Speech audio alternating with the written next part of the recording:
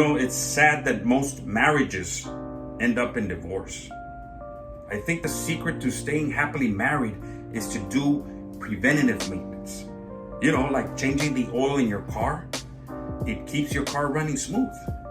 Preventative maintenance keeps your marriage running smooth too. If you look at what leads to divorce, cheating is the number one marriage killer. But it's the little things that lead to that. The other day I saw a TikTok about a couple that got a divorce. The lady said that she loves yogurt. She said her husband used to buy yogurt when it ran out. She would open the fridge and there it was, more yogurt. She didn't have to ask, it would just appear. That made her feel loved and appreciated.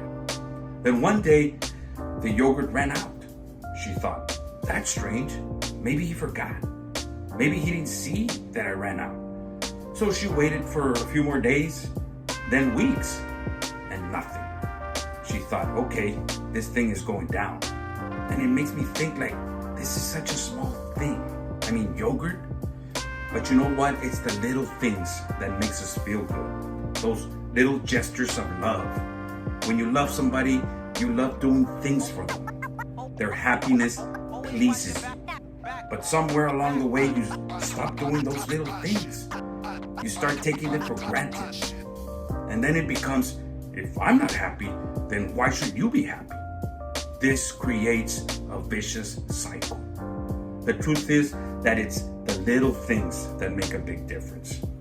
If you keep doing those little things, you'll be happier. Talk to you soon.